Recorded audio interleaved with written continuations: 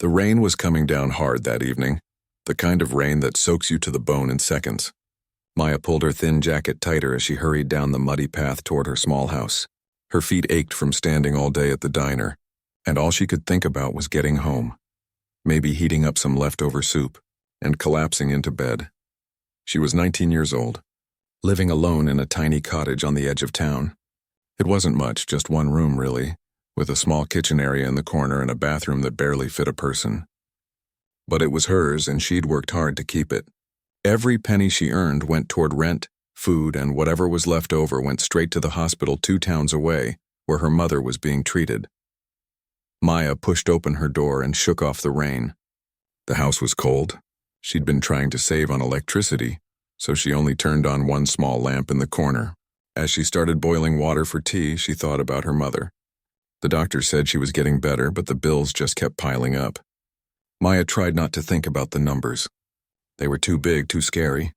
She just focused on working, saving, and hoping things would somehow work out. She was stirring a pot of rice when she heard it, a loud, urgent knock on her door. Maya froze. Nobody came out this way, especially not at night. Her house was at the end of a road that didn't lead anywhere important.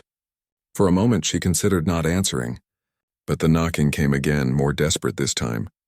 Slowly, she walked to the door and opened it just a crack. Standing on her doorstep was a man, completely drenched, holding the hand of a small boy who couldn't have been more than 7 or 8 years old.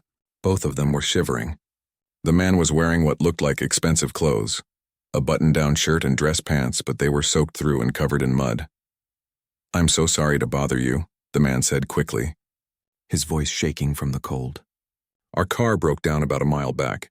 We've been walking for almost an hour. There's no hotel around here, and with this storm..." He looked down at the boy who was trembling violently. "Please, we just need somewhere to wait out the night." "I can pay you." "I'll pay whatever you want." Maya looked at the boy. His lips were turning blue and his eyes were wide with fear and exhaustion. Something in her chest tightened. She thought about her own father, who had passed away 3 years ago. He used to say that you could tell a lot about a person by how they treat strangers when they have nothing to gain. "Come in," she said, stepping back and opening the door wider. "Quickly, before you both freeze to death." The man's face flooded with relief. "Thank you. Thank you so much. I'm David, and this is my son, Tommy." Maya nodded and gestured for them to come inside. They stepped in, dripping water all over her floor, but she didn't care. She grabbed the only 2 towels she owned and handed them over. "Here, dry off. You can sit by the heater." She turned on the small electric heater she'd been trying not to use. "It's not much, but it'll warm you up." Tommy was shaking so hard he could barely hold the towel. Maya knelt down beside him. "Hey, let's get you out of that wet jacket, okay?" She helped him out of his soaking coat and wrapped the towel around his shoulders. "You're going to be just fine. We'll get you warmed up in no time." The boy looked at her with big, grateful eyes and nodded. David was watching her carefully. "I really can't thank you enough. When our car died, I thought we'd have to sleep in it. But with this storm..." He trailed off, looking around the small house. Maya could see him taking it all in, the single bed in the corner, the tiny kitchen, the cracks in the walls. "It's okay," Maya said simply. "Nobody should be out in weather like this."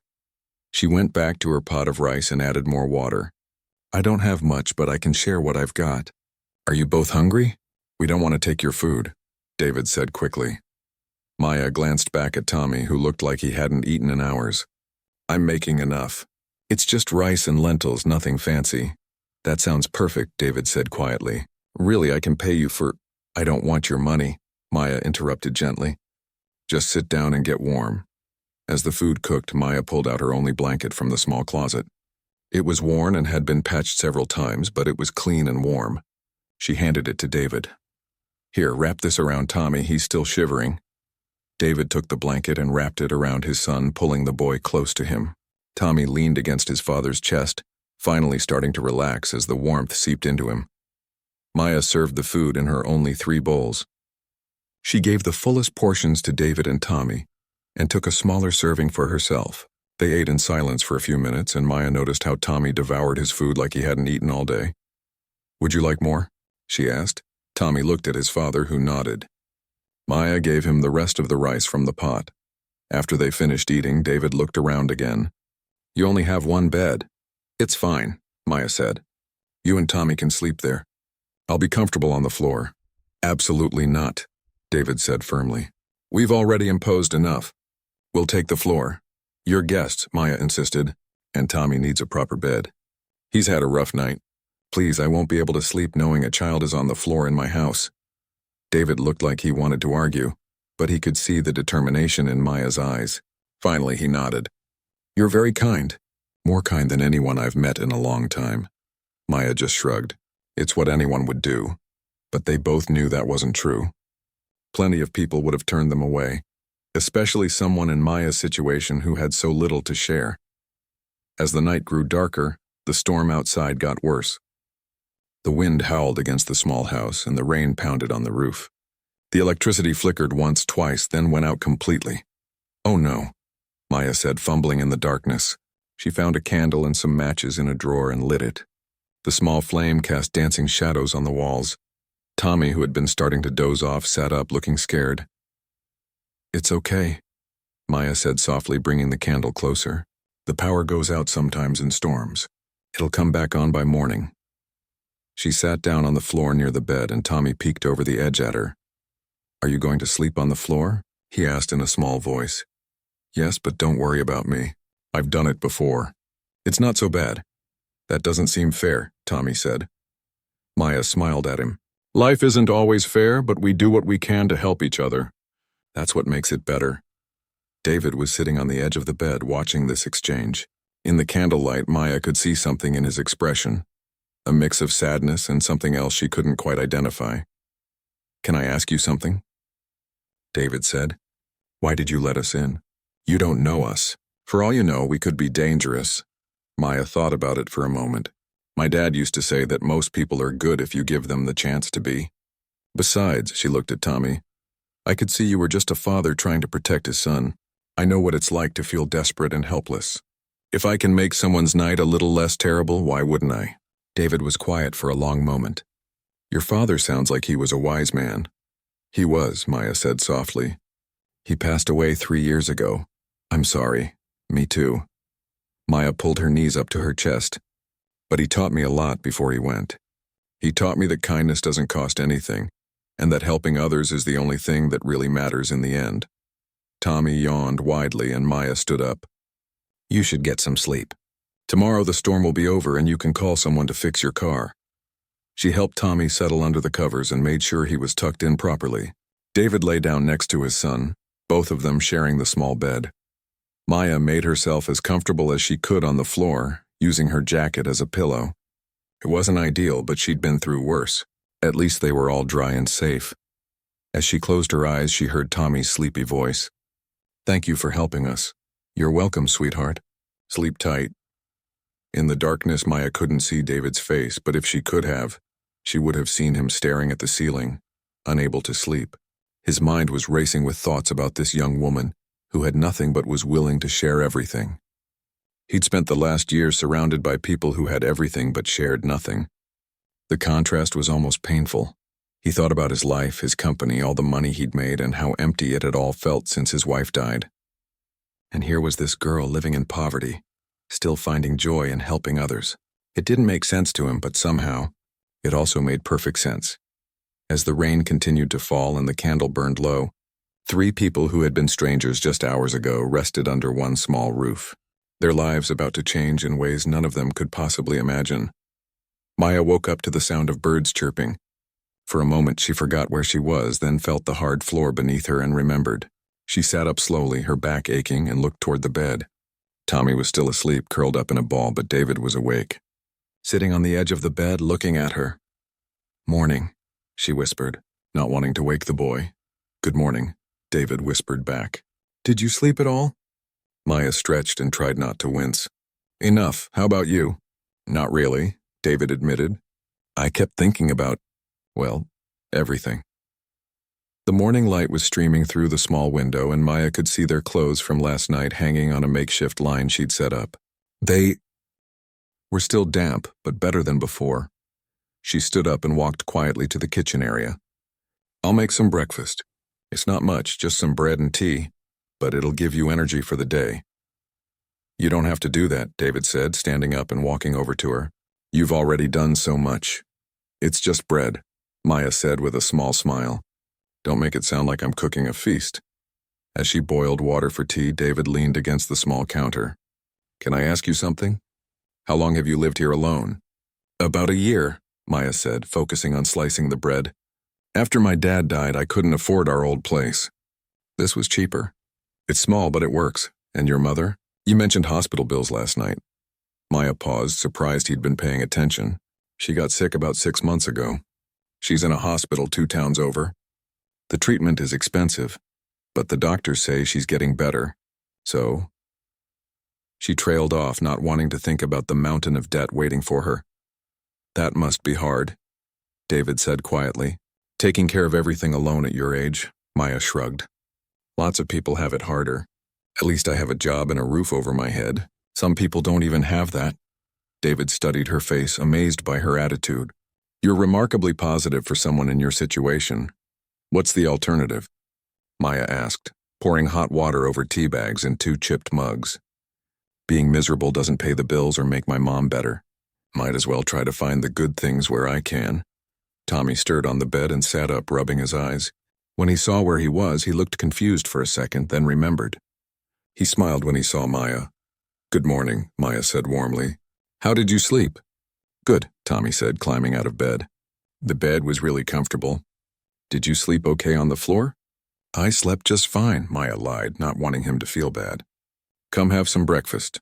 They sat together at the small table, really just a wooden crate with a cloth over it, and shared the bread and tea. Tommy was more talkative in the morning, asking Maya questions about the town, her job at the diner, and what it was like living out here. Don't you get lonely? Tommy asked. Sometimes, Maya admitted. But I go into town for work and I visit my mom when I can. And there are good people around here.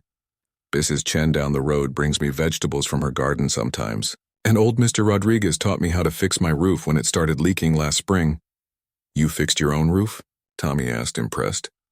Well, Mr. Rodriguez helped a lot, Maya laughed. But yes, I learned. When you live alone, you have to learn how to do things yourself. David was quiet, just watching and listening. Maya noticed he seemed thoughtful, almost sad. Are you okay? She asked him. David blinked, pulled from his thoughts. Yes, sorry. I was just thinking about something. Maya, can I ask what you did before working at the diner? I was in school, Maya said. Community college. I wanted to study social work, help families who were struggling. But when my dad got sick, I had to leave to take care of him. And then after he died and my mom got sick, she didn't finish the sentence. They all knew what she meant. You wanted to help people, David said softly. Still do, Maya said with a determined smile. Maybe someday I'll get back to it. For now, I help where I can. There's a family down the road. The Johnsons, they have 4 kids and the dad lost his job last month. I bring them leftovers from the diner when I can. It's not much, but every little bit helps. You give away your food when you barely have enough yourself? David asked, his voice tight. Maya looked confused by his reaction. They have 4 children. Kids need to eat. I can always skip a meal here or there. It's not a big deal. David put his cup down and rubbed his face. Tommy looked at his father with concern. Dad, are you okay? I'm fine, buddy, David said, but his voice sounded strained. He looked at Maya. You really are something special, you know that? Maya felt her cheeks warm. I'm just doing what my parents taught me. Nothing special about being decent to people. You'd be surprised, David said quietly. Most people aren't like you. There was a knock at the door and Maya jumped up to answer it. It was Mr. Rodriguez, the elderly man from down the road. Maya, I saw the car on the road last night. Are you okay? Do you have visitors? I'm fine, Mr. Rodriguez. These are my guests. David and his son Tommy. Their car broke down. Mr. Rodriguez looked at David with suspicious eyes, clearly protective of Maya. Everything's all right? Everything's perfect, Maya assured him. They just needed a place to stay during the storm. The old man nodded slowly. Well, I can give them a ride into town if they need. My truck's old, but it runs. That would be wonderful, David said, standing and extending his hand. Thank you, sir. I'm David. Mr. Rodriguez shook his hand but kept his protective gaze. You take good care of this one, he said, gesturing to Maya. She's too kind for her own good sometimes. People take advantage. I would never, David said seriously. She's been nothing but generous to us. After Mr. Rodriguez left to get his truck, David pulled out his wallet. Maya, please. Let me give you something for your hospitality. You fed us, gave us your bed, your blanket. I don't want your money, Maya said firmly. I didn't help you because I wanted to be paid. I helped because it was the right thing to do. But everyone needs something, Maya interrupted. That doesn't mean every kind action has a price. Please, just let this be what it is. One person helping another. David stared at her for a long moment, then slowly put his wallet away. At least let me ask you one thing. If you could do anything, if money wasn't an issue, what would you do? Maya laughed. That's a pretty big if. Humor me, David pressed. What would you do? Maya thought about it, her eyes distant. I'd open a community center. Somewhere people could come when they needed help. Not just food and shelter, though that too, but also job training. Help with bills, tutoring for kids, support groups. A place where people didn't have to feel ashamed about struggling, where they could get the help they needed without judgment. She stopped, looking embarrassed. Sorry, that's silly. Just a dream. It's not silly at all, David said, his voice intense. It's brilliant. Has anyone tried to do something like that here? There used to be a community center years ago, Maya said. But it closed down before I was born. The building's still there, just abandoned and falling apart. Sometimes I walk by it and imagine what it could be if someone fixed it up. She shook her head.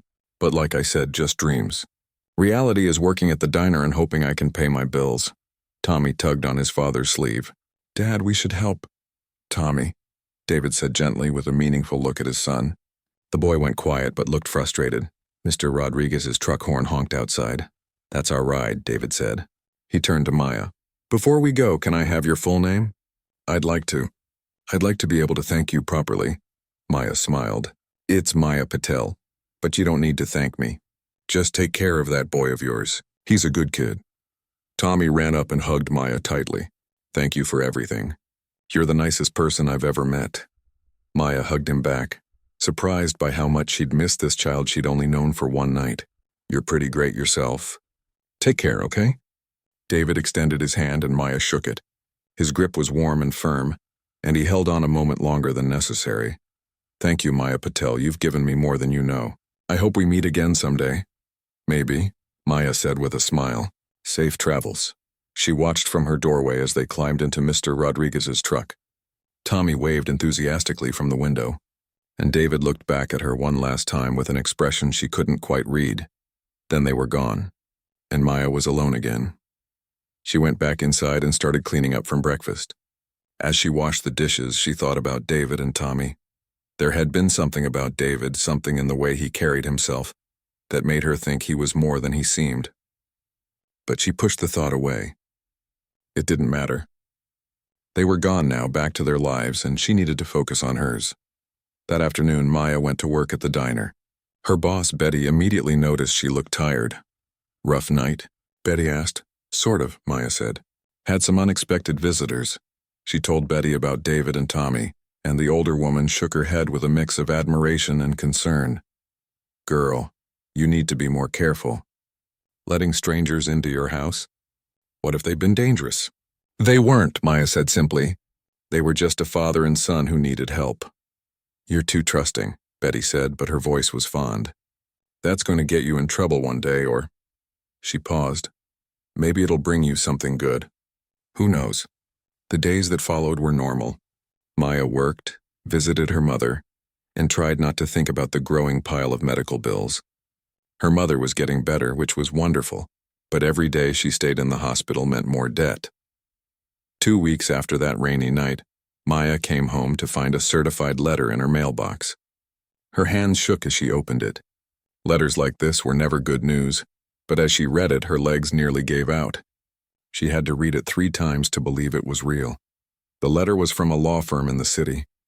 It stated that an anonymous benefactor had paid all of her mother's medical bills, every single cent. $53,000 all taken care of. Just like that. Maya sat down hard on her front step, the letter fluttering in her shaking hands. She started crying. Big gasping sobs of relief and confusion and gratitude. Years of stress and worry lifted off her shoulders in one moment. Who would do this? Who even knew about her situation? She thought about David. Could it be him? But how would he have known about the exact amount? She hadn't told him the details. Maya tried calling the law firm, but they insisted the donor wanted to remain anonymous and wouldn't give her any information. That night, she visited her mother and told her the news. Her mother cried too, holding Maya's hands tightly. "It's a miracle," her mother said. "God sent us an angel." "I don't know about that," Maya said, wiping her tears. "But someone out there did an incredibly kind thing." A few days later, another surprise came. A man in a suit knocked on her door. "Miss Patel, I'm Robert Chen from Harmony Construction. I'm here to discuss the community center project." "What community center project?" Maya asked, confused. "The old community center building in town," the man explained. "Someone purchased it and wants to renovate it. They specifically requested that you be hired to manage the project and oversee its transformation. They said something about you understanding the community's needs better than anyone." Maya felt like she was in a dream. "Who hired me? Who bought the building?" "I'm not at liberty to say," Mr. Chen said. "My instructions came through a legal firm. The donor wishes to remain anonymous but said you'd know what the center should become. They want your vision. You'll be paid a project manager's salary, of course, and have full input on the design and purpose of the space." Maya invited him in and they talked for over an hour. Mr. Chen showed her blueprints, budgets, timelines. It was all real. Someone was actually making her dream come true, and they wanted her to be part of it. As the weeks passed and the project began, Maya tried to figure out who her mysterious benefactor was. Deep down she suspected it was David, but how had he known about her dream? And who was he really to have this kind of money? She tried to find information about a man named David with a son named Tommy, but it was too common a name. Every search led nowhere. All she could do was pour her heart into the community center project and hope that somehow, someday, she'd be able to thank whoever had changed her life with one extraordinary act of generosity. 3 months had passed since that stormy night, and Maya's life had changed so completely that sometimes she had to pinch herself to make sure she wasn't dreaming. The community center was taking shape beautifully. What had been a crumbling, abandoned building was now alive with construction workers, fresh paint, and possibility. Maya arrived at the site every morning at 7. Wearing a hard hat and carrying blueprints, she'd learned so much in such a short time. About construction, project management, budgets, and permits. Mr. Chen had been patient with her, teaching her everything she needed to know. But more than that, he respected her ideas. When she suggested adding a kitchen for cooking classes, he made it happen. When she wanted a kids' library, he found the space. When she insisted on having a quiet room where people could just sit and breathe when life got overwhelming, he didn't question it. He just built it. Her mother had been released from the hospital and was now living in a small apartment Maya had been able to rent in town. With the salary from managing the project, Maya could afford a modest place for herself too, though she still kept her little cottage. She couldn't quite let it go. It reminded her of who she was and where she'd come from. Every day Maya communicated with someone identified only as DM through the law firm. She'd send updates, photos, and ideas, and DM would respond with encouragement and approval, occasionally with suggestions. The suggestions were always good, like adding wheelchair ramps to every entrance, or creating a computer lab where people could work on resumes and job applications. Maya was convinced DM was David. The initials could stand for David Mitchell, David Morgan, David Martinez, any number of names. But in her heart she knew it was him. She'd tried to find him through internet searches, but David with a son named Tommy gave her thousands of results. She'd even gone back to the spot where Mr. Rodriguez had said their car had broken down, hoping to find some clue, but there was nothing. "Why don't you just ask the lawyers directly?" her mother suggested one evening as they had dinner together. "I have," Maya said. "They won't tell me anything. They say the donor values their privacy and wants to remain anonymous." "Well, whoever it is, they've given you an amazing gift," her mother said. "Maybe you should just focus on making the center everything it can be. That's probably the best way to say thank you." Her mother was right, of course, so that's what Maya did. She worked tirelessly on the center, attending town meetings to present her plans, listening to what people needed, and incorporating their feedback. She wanted this place to be for the community, built with the community's input. Mrs. Johnson, the woman with 4 kids that Maya used to bring food to, suggested an after-school program where kids could get help with homework. Mr. Rodriguez wanted a space where seniors could gather and play cards. Betty from the diner thought they should offer resume workshops and job interview practice. Maya took every suggestion seriously and found ways to make them work. The center was becoming something bigger than she'd ever imagined, a true hub of support and connection. One afternoon, as Maya was reviewing paint samples with Mr. Chen, her phone rang. It was the law firm. Miss Patel, we wanted to give you advance notice that the donor will be visiting the site this Thursday at 2 o'clock. They'd like to see the progress in person. Maya's heart nearly stopped. They're coming here? Who is it? You'll find out on Thursday, the lawyer said, and she could hear a smile in his voice. Dress professionally, please. There will be some media present as well. Media? Maya asked, but the lawyer had already hung up. She immediately called her mother. He's coming. DM is coming to visit. Are you sure it's a he? Her mother asked. Maya paused. She'd assumed, but I don't know. I just have a feeling. Thursday couldn't come fast enough. Maya barely slept the night before. She kept imagining different scenarios, different faces. She'd bought a simple but professional dress, the first new dress she'd owned in years, and spent the morning making sure the center looked perfect. Mr. Chen assured her everything was ready. At 1:30, things started happening fast. Black cars began pulling up outside the center. Men and women in suits stepped out, some carrying cameras and recording equipment. Maya recognized a local news reporter. Then the mayor's car arrived. The mayor? Maya whispered to Mr. Chen. What's going on? Mr. Chen just smiled mysteriously. You'll see. At exactly 2 o'clock, a sleek black car pulled up, different from the others. Maya's hands were shaking. The back door opened and a man stepped out. It was David, but this David looked different. He was wearing an expensive suit, his hair was styled, and he carried himself with an air of authority and confidence. Behind him, Tommy jumped out of the car wearing a little suit that made him look adorable. When Tommy saw Maya, his face lit up. Maya. He shouted and ran toward her. Maya knelt down and caught him in a hug, tears already forming in her eyes. Tommy, look at you! You've grown. Only a little bit, Tommy said proudly. Dad says I'm growing like a weed. David walked up more slowly, a warm smile on his face. Hello, Maya. David, Maya said, standing up. Her voice was shaky. It was you. All this time it was you.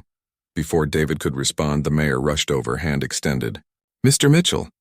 What an honor. Thank you so much for choosing our town for this project.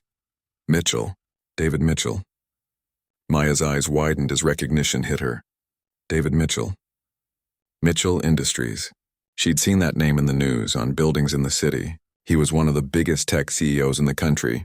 He was worth millions, maybe billions, and she'd made him sleep on her bed while she took the floor. David shook the mayor's hand politely but kept his eyes on Maya. Mayor Roberts, good to see you. But I think I owe Miss Patel an explanation first, if you don't mind. The mayor stepped back, looking between them curiously. David gestured to a quieter corner of the site. Can we talk? Maya nodded, not trusting her voice. They walked away from the crowd, Tommy holding Maya's hand. You're David Mitchell, Maya said. The David Mitchell. I am, David admitted. I'm sorry I didn't tell you that night. The truth is, I was trying to get away from being David Mitchell for a while. After my wife died, everything in my world felt fake and hollow.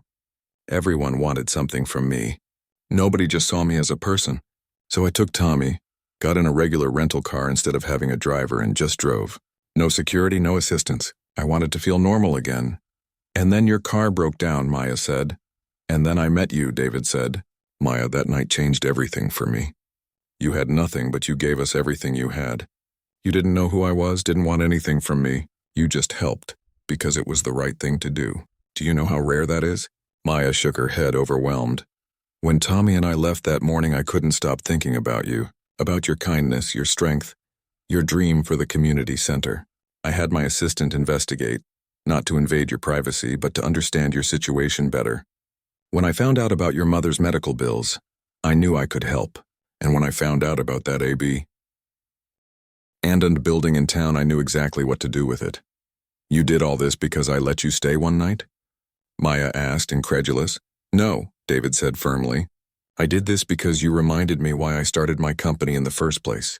I wanted to make a difference, to help people, to solve problems. But somewhere along the way I got lost in money and deals and status. My wife used to keep me grounded, but when she died..." He paused, his voice thick with emotion. "I forgot what mattered. You reminded me." Tommy tugged on Maya's hand. "Dad was really sad before we met you. But after that night he was different." He smiled more. He started talking about helping people again. Maya looked at this little boy, then at his father. "I don't know what to say." "You don't have to say anything," David said. "But I do have something to ask you. I want to expand this project. Not just this one center, but centers like it across the state. And I want you to lead the effort."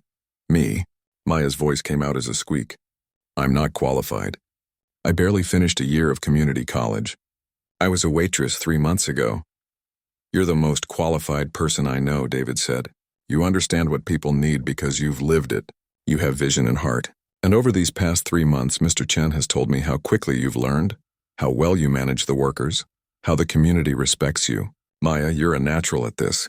But I don't know anything about running a foundation or managing multiple projects or..." "You'll learn," David said. "I'll provide all the training and support you need.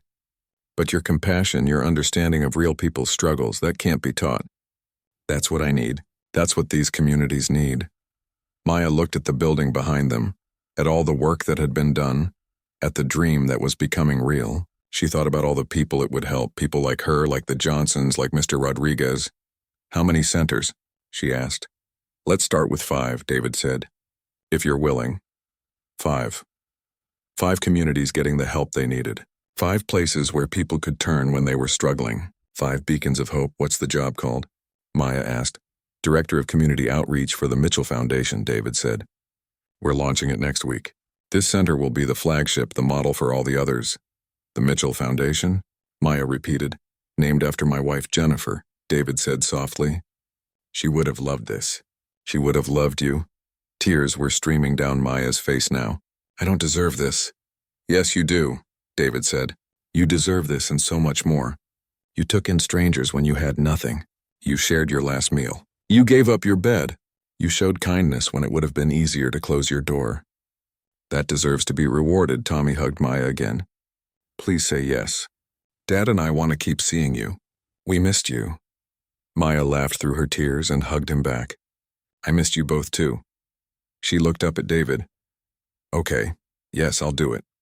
David's smile could have lit up the whole town. "Thank you. You have no idea what this means to me." "I think I do," Maya said softly. The mayor and the news crews were getting impatient, so David, Maya, and Tommy walked back to the main group. David stood in front of the cameras and began to speak. 3 months ago I was lost. I had money, success, and a beautiful son, but I'd forgotten what truly mattered. Then I met someone who reminded me. Maya Patel opened her home to a stranger and his child on a stormy night. She shared everything she had, asked for nothing in return, and showed me what real generosity looks like. Today I'm honored to announce the Mitchell Foundation, dedicated to building community centers that provide real help to real people. And I'm even more honored to announce that Maya Patel will be leading this effort as our Director of Community Outreach. The cameras turned to Maya, and she felt her face heat up. She wasn't used to attention like this. A reporter called out, "Miss Patel, what do you say to people who think you just got lucky?" Maya thought about it for a moment. "I'd say that kindness isn't about luck. It's a choice. I chose to help someone when I could. Mr. Mitchell chose to help me when he could. Now we're choosing to help others together. That's not luck. That's just people being good to each other. And if we all chose to do that more often, imagine how different the world would be." The crowd erupted in applause. David was looking at her with undisguised pride and admiration. Tommy was jumping up and down with excitement. As the press conference continued and more questions were asked, Maya felt like she was floating. This morning she'd been a former waitress managing a single construction project. Now she was the director of a foundation with the resources to help thousands of people. But what struck her most wasn't the title or the opportunity. It was the look in David's eyes when he looked at her. Gratitude, respect, and something else she wasn't quite ready to name. After the cameras finally left and the mayor said his goodbyes, David, Tommy, and Maya sat on the steps of the community center together, watching the sun set. "What happens now?" Maya asked. "Now we change lives," David said simply. together. The first community center opened 2 months later with a celebration that brought tears to Maya's eyes. Families filled every room, kids ran through the new library, seniors gathered in the recreation space, and people lined up for job counseling services.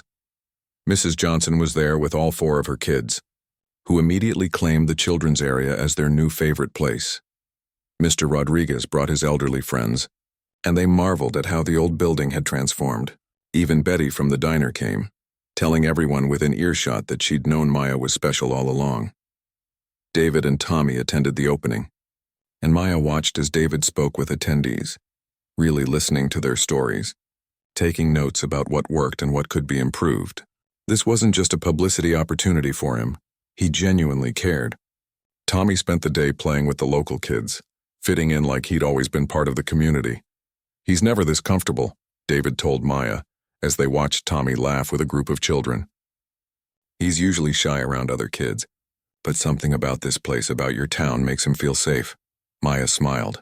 "Maybe it's because everyone here knows what struggle looks like. Nobody's trying to impress anyone. We're just people trying to help each other." Over the next several months, Maya's life became a whirlwind. David had been serious about training her, and she found herself attending leadership courses, project management workshops, and nonprofit administration classes. She worked with architects, social workers, and community organizers. She traveled to other cities to study successful community programs, and through it all, David was there, not micromanaging, but supporting, encouraging, and believing in her even when she doubted herself. The second center opened in a city 3 hours away, then the third, in a struggling rural area. By the 6th month, they had 4 centers running, with the 5th in development. Each one was tailored to its community's specific needs, but all of them shared Maya's core vision, a place where dignity and help went hand in hand. Maya was discovering she had a talent for this work. She could walk into a struggling neighborhood, and within a few conversations understand what people needed most. She knew how to talk to teenagers who'd lost hope, to single mothers drowning in stress, to elderly people who felt forgotten. She knew because she'd been there in her own way. She'd felt that desperation, that exhaustion, that fear that tomorrow wouldn't be better than today. But something else was developing too, something Maya tried not to think about too much. Her relationship with David had grown into a genuine friendship. They talked on the phone most days, sometimes about work, sometimes about life. He told her about Tommy's progress in therapy. The boy was still grieving his mother, but he was getting better. Maya told David about her own mother's health, how she was volunteering at the first community center now, teaching cooking classes. Tommy called Maya every weekend, telling her about school, his friends, and whatever new thing he'd learned. Maya sent him books and little gifts. She'd become a fixture in their lives and they in hers. One evening, after a particularly long day of budget meetings and site visits, David called Maya. "How are you holding up?" he asked. "Tired," Maya admitted. "But good tired. We helped 17 people find jobs today across all the centers. 17 families will have income they didn't have yesterday." "That's incredible," David said warmly. "You're changing lives, Maya." "We're changing lives," Maya corrected. "I couldn't do any of this without your support." "I think you could," David said quietly. "You're stronger than you give yourself credit for." There was a pause, and Maya could feel something unspoken in the silence. "Maya, I wanted to ask you something," David said, his voice different now, nervous almost. "I'm hosting a charity gala next month in the city. It's a big fundraiser for the foundation. I was hoping you'd come, and not just as the director of community outreach, but as my guest." Maya's heart skipped. "Your guest? Yes, I know it's not your usual scene. It'll be very fancy. Lots of wealthy people who love to hear themselves talk. But it would mean a lot to me if you were there. You're the heart of this foundation. People should hear your story." "I don't know if I'm ready for something like that," Maya said honestly. "A gala? David, I'm still the girl who lived in a one-room cottage 6 months ago. You're the woman who's running a multi-million-dollar foundation and doing it brilliantly," David countered. "But I understand if it's too much. I wanted you there." The vulnerability in his voice made Maya's decision. "Okay, I'll come." "Really?" David sounded relieved and happy. "That's wonderful. I'll send a car to pick you up, and Maya, wear something that makes you feel confident. You deserve to shine." After they hung up, Maya stared at her phone, her thoughts racing. Was this just about work? Or was David asking her to the gala as something more than a colleague? And how did she feel about that? She called her mother. He asked you to a gala as his guest, her mother said thoughtfully. That sounds like a date to me. It's not a date, Maya protested. It's a work event. Her mother said, clearly not believing her. And does your heart beat faster when you talk to him? Maya was quiet. That's what I thought, her mother said gently. Maya, it's okay to have feelings for him. He's been good to you, to us, to the whole community. But he's David Mitchell, Maya said. He's a billionaire CEO. I'm nobody. You stop that right now, her mother said firmly. You are the director of a foundation that's helping thousands of people. You're a young woman with a good heart and a brilliant mind. If anything, he's lucky you'd even consider him. Maya laughed despite herself. I don't think that's how the world sees it. Then the world needs better glasses, her mother said. Now let's talk about what you're going to wear to this gala. The night of the gala arrived too quickly. Maya stood in front of her mirror, barely recognizing herself. She'd found a deep blue dress that was elegant but not too flashy. Her mother had helped her with her hair and makeup. She looked professional, polished and terrified. When the car arrived to pick her up, Maya was surprised to see it wasn't just a driver. David was in the back seat. I thought I'd ride with you, he said as she climbed in. If that's okay. Of course, Maya said, suddenly very aware of how close they were sitting. David looked at her and his expression made her breath catch. You look beautiful. Thank you, Maya said, feeling her cheeks warm. You look very handsome too. As they drove to the city, they talked about the foundation, the centers, and the people they'd helped. But underneath the conversation was a current of something else, something neither of them was quite ready to name. The gala was overwhelming. The ballroom was massive, filled with crystal chandeliers and hundreds of people in expensive clothes. Maya felt out of place immediately, but David stayed close, introducing her to people, making sure she always had a drink or something to eat, protecting her from the more aggressive socialites who wanted to monopolize his time. During dinner, David stood to give a speech. He talked about the foundation, about the centers, and then he talked about Maya. 6 months ago, I met someone who changed my life, David said, his eyes finding Maya in the crowd. Maya Patel taught me that true wealth isn't measured in bank accounts or stock portfolios. It's measured in kindness, in generosity, in the willingness to help others even when you have nothing to gain. She opened her home to a stranger and his son, when she had every reason not to. She shared her last meal with us. She gave up her bed for us. And in doing so, she reminded me of who I wanted to be. Today, because of her vision and dedication, we have 4 community centers serving thousands of people with more on the way. But more than that, we have a model for how to truly make a difference in people's lives. Please join me in recognizing Maya Patel, the heart and soul of the Mitchell Foundation. The room erupted in applause. Maya stood embarrassed but moved and waved. People were looking at her with respect, with admiration. It felt surreal. After the speech, people kept coming up to Maya, wanting to hear more about the centers, about her story, about how they could help. She found herself telling the story of that rainy night over and over, and each time, people's reactions were the same. Amazement that such a small act of kindness had created such a big impact. Later in the evening, when the formal part of the gala ended and music started playing, David found Maya standing by the windows looking out at the city lights. Tired? He asked. A little, Maya admitted. But it's been a good night. I think we raised a lot of money for the foundation. We did, David confirmed. Over $2 million, Maya's eyes widened. That's incredible. Do you know how many people we can help with that? I do, David said with a smile. I've learned to think the way you do. Every dollar is a family helped, a life changed. They stood together in comfortable silence, watching the city below. Maya, David said softly, can I ask you something personal? Of course. That night when you let us in, were you scared? Even a little? Maya thought about it. Honestly, no. I probably should have been, but when I saw Tommy shivering and saw the look in your eyes, I just knew you weren't there to hurt me. You were just a father trying to protect his son. I understood that. You're remarkable, David said, turning to face her. Do you know that? You keep saying that, Maya said with a nervous laugh. Because it's true. David hesitated, then continued. Maya, these past 6 months have been the best months I've had since Jennifer died. And it's not just because of the foundation or the work we're doing. It's because of you. Talking to you, working with you, watching you shine, it's reminded me that life can be good again. That I can be happy again. Maya's heart was pounding. David, I'm not asking for anything, David said quickly.